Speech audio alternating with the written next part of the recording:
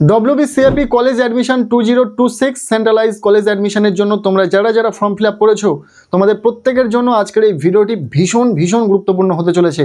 তার কারণ আজকের এই ভিডিওতে আমরা কথা বলতে চলেছি দুটি লিস্ট সম্পর্কে, একটি হলো অ্যালোকেশন লিস্ট, একটি হলো মেরিট লিস্ট। অ্যালোকেশন লিস্ট কি, মেরিট লিস্ট কি জানাবো। অ্যালোকেশন লিস্ট দেখে তোমরা কি বুঝবে এবং মেরিট লিস্ট দেখে তোমরা কিভাবে বুঝবে তোমাদের পছন্দের কলেজ পাবে কিনা। হ্যাঁ, ঠিকই বলছি, এটা বোঝা প্রয়োজন। তোমরা অনেকেই রয়েছো তোমাদের চয়েস ফিলিং করেছো, অর্থাৎ প্রেফারেন্স লিস্ট সাজিয়েছো, যেখান থেকে তোমাদের প্রেফারেন্স লিস্টে যে কলেজগুলো রেখেছো সেই কলেজের মধ্যে যে কোনো কলেজে তোমরা কিন্তু চান্স পেয়ে যাবে। তারপর তোমরা সেই কলেজে ভর্তির জন্য আগ্রহী হবে না, সেই কলেজে ভর্তি হতে চাইবে না। ঠিক সেই মুহূর্তে তোমরা চাইবে উপরের দিকে যে কলেজ রেখেছো প্রেফারেন্স লিস্টে সেই ড্রিম কলেজে তুমি ভর্তি হতে। তুমি যে কলেজে চান্স পাবে সেখানে তখন হয়তো ভর্তি হতে চাইবে না, তুমি চাইবে তোমার ড্রিম কলেজে ভর্তি হতে। সেক্ষেত্রে সেটা কি সম্ভব, সেটা একমাত্র তোমরা জানতে পারবে মেরিট লিস্ট এবং সিট অ্যালোকেশন লিস্ট দেখে। এই মেরিট লিস্ট কী এবং সিট অ্যালোকেশন লিস্ট কী, কীভাবে তৈরি হয়, এই বিষয়টা তোমাদের জানা প্রয়োজন।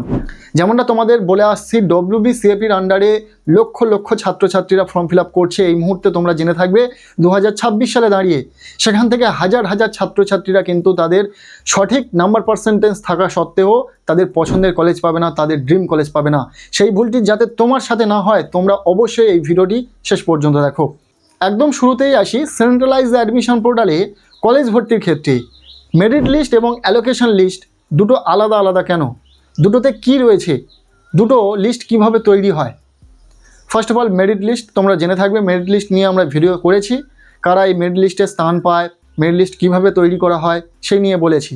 তারপরেও ছোট্ট করে বলে দিই, মেরিট লিস্ট তোমাদের নাম্বার পার্সেন্টেজ বা তোমাদের মেরিট স্কোর বা মেরিট ইন্ডেক্সের ওপর নির্ভর করে। কি এই মেরিট স্কোর বা মেরিট ইন্ডেক্স সেটা আমরা আগের ভিডিওতে শেয়ার করেছি, সেই ভিডিওর লিঙ্ক আমি এই ভিডিওর ডেসক্রিপশানে দিয়ে রাখবো, তোমরা দেখে নেবে। এই মেরিট লিস্টে সবাই থাকবে, যাদের নাম্বার পার্সেন্টেজ বেশি তারা উপরের দিকে থাকবে, যাদের নাম্বার পার্সেন্টেজ কম তাদের নিচের দিকে রাখা হবে। এই মেরিট লিস্ট তৈরি হয় সবার জন্য। একটি কলেজে ধরো বাংলা বা ইতিহাস বিষয়ে অনার্সে 100টা সিট রয়েছে, সেখানে 500 জন আবেদন করেছে, ফর্ম ফিল আপ করেছে, সেই 500 জনের নাম কিন্তু সেই মেরিট লিস্টে থাকবে। এই মেরিট স্কোর বা মেরিট ইন্ডেক্স কি সেটা জানা প্রয়োজন, সেই ভিডিওটি দেখে নিও। এবার আসি অ্যালোকেশন লিস্ট। অ্যালোকেশন লিস্টে শুধুমাত্র তারাই জায়গা করে নিতে পারবে যারা সেই কলেজে বা সেই চয়েসে ভর্তির জন্য সুযোগ পাবে, অ্যালোটেড হবে, তাদেরকে ওই অ্যালোকেশন লিস্টে রাখা হবে।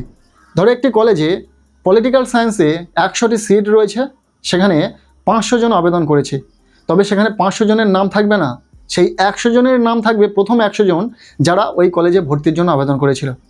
সেই অ্যালোকেশন লিস্টে সেই সমস্ত স্টুডেন্টের নাম থাকবে, 100 জন স্টুডেন্ট, প্রথম থেকে 1 থেকে 100 জন পর্যন্ত। বাকি স্টুডেন্টের নাম কিভাবে ওই কলেজের অ্যালোকেশন লিস্টে আসবে সেটা তোমাদের জানা প্রয়োজন।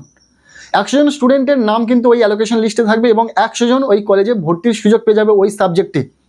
তবে হ্যাঁ, অনেকে কিন্তু ভর্তি হবে না, যারা ভর্তি হবে না বা ভর্তি হয়ে অনেকে চাইবে উপরের দিকে কলেজে যেতে, প্রেফারেন্স লিস্টে আপগ্রেডেশন করতে, সেক্ষেত্রে তাদের কিন্তু সেই কলেজে চেঞ্জ হয়ে যাবে এবং সেই জায়গাটা পূরণ করার জন্য অন্য কলেজের ছাত্র বা ছাত্রী যারা ভর্তি হয়েছিল, যারা আপগ্রেডেশন করতে চেয়েছে, যারা এই যে কলেজটিতে সে ভর্তির সুযোগ পেল না সেই কলেজটি সে উপরের দিকে রেখেছে, সেই স্থানটা পূরণ করার জন্য সেই কলেজের স্টুডেন্টকে এই কলেজে আনা হবে বা এই লিস্টে আনা হবে অ্যালোকেশন লিস্টে। সেটা কখন, আপগ্রেড রাউন্ডের যখন মেরিট লিস্ট পাবলিশ হবে। তোমরা ফার্স্ট টাইম কলেজ ভর্তির জন্য ফার্স্ট মেরিট লিস্টে যখন পাবলিশ হবে, অ্যালোকেশন লিস্ট পাবলিশ হয়ে যাবে, তখন তোমরা বুঝতে পারবে কোন কলেজে তুমি ভর্তির সুযোগ পেয়ে গেছো, অ্যালোটেড হয়ে গেছো এবং সেখানে তোমাকে ভর্তি হতে হবে।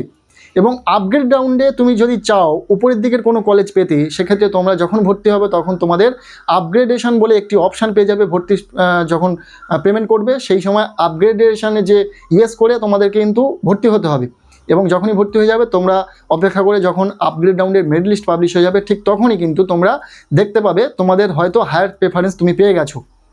সেক্ষেত্রে ওইভাবে কিন্তু সিস্টেমটা রয়েছে। তুমি 100 জন স্টুডেন্টের মধ্যে হয়তো দেখা গেলো 25 জন স্টুডেন্ট সেই কলেজে থাকতে চায় না, ভর্তি হয়েও অনেকে চাইছে অন্য কলেজে শিফট করতে।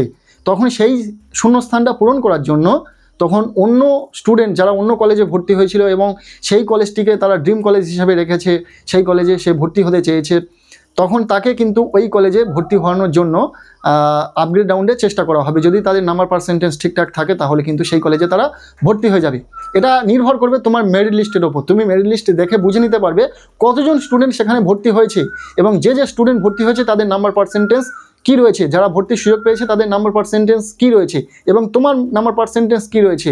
যদি খুব বেশি ডিফারেন্স না দেখো তাহলে বুঝে নেবে যে তুমি যদি আপগ্রেড রাউন্ডে যেতে চাও বা আপগ্রেডেশন করতে চাও তাহলে কিন্তু সেই কলেজ পাওয়ার সুযোগ রয়েছে তোমার হাতে। এই বিষয়গুলো কিন্তু নির্ভর করছে, যখনই মেরিট লিস্ট পাবলিশ হয়ে যাবে আরও ভালোভাবে বিস্তারিত তোমাদের সাথে তুলে ধরবো। আজকের এই ভিডিওতে মোটামুটি তোমরা একটা সাধারণ ধারণা পেয়ে গেলে যে মেরিট লিস্টে কারা থাকবে এবং অ্যালোকেশন লিস্টে কারা থাকবে, অ্যালোকেশন লিস্ট কি, মেরিট লিস্টে কি, বিষয়টা পুরোপুরি ক্লিয়ার হয়ে গেল। ফার্স্ট মেরিট লিস্ট খুব তাড়াতাড়ি আসছে। এই মুহূর্তে তোমরা যেহেতু ভর্তির ফর্ম ফিল আপ শেষ হতে চলেছে, তোমরা যত দ্রুত সম্ভব প্রেফারেন্স লিস্টটাকে ঠিকঠাকভাবে সাজাও, তোমার ড্রিম কলেজটিকে উপরের দিকে রাখো। এই কথাগুলো বারবার বলার একটাই কারণ, যখনই মেরিট লিস্ট পাবলিশ হয়ে যাবে তোমরা বুঝে যাবে বহু স্টুডেন্ট, হাজার হাজার স্টুডেন্ট কিন্তু কমেন্ট করবে যে দাদা আমি চাইছি ওপরের দিকের কলেজ পেতে, আমার ড্রিম কলেজ আমি পেলাম না, আমি ওপরের দিকে কলেজে পেয়ে গেছি, আমার নিচের দিকে ড্রিম কলেজ রয়ে গেছে। এই বিষয়গুলো কিন্তু তখন আর চলবে না, তুমি চাইলেও কোনো কিছু পরিবর্তন করতে পারবে না। সেক্ষেত্রে এই ফার্স্ট ফেজের যে অ্যাডমিশন প্রসেস চলছে এখান থেকে পুরোপুরি বাদ চলে যেতে হবে, তোমাকে সেকেন্ড ফেজে আবারও ট্রাই করতে হবে। আর সেকেন্ড ফেজেও নতুন কিছু সমস্যা তোমার জন্য অপেক্ষা করবে, সেগুলো কী কী সেগুলো পরবর্তীতে বলে দেবো। তবে এই মুহূর্তে তোমরা তোমাদের প্রেফারেন্স লিস্টটাকে খুব ভালো করে সাজিয়ে নাও। আজকের এই ভিডিওটি ব্যাস এতটুকুই। কেমন লাগলো ভিডিওটি অবশ্যই কমেন্ট সেকশনে জানিও। আর এই WBCAPর আন্ডারে কলেজ ভর্তি সংক্রান্ত যদি কোনো রকম কোয়ারিজ থেকে থাকে অবশ্যই জানাতে পারো। আজকের এই ভিডিওটি এতটুকুই। ভালো লাগলে লাইক করে দাও, চ্যানেলে নতুন হলে চ্যানেলটিকে সাবস্ক্রাইব করে রাখো, আর পারলে ভিডিওটি বন্ধুদের সাথে প্রচুর শেয়ার করে দাও।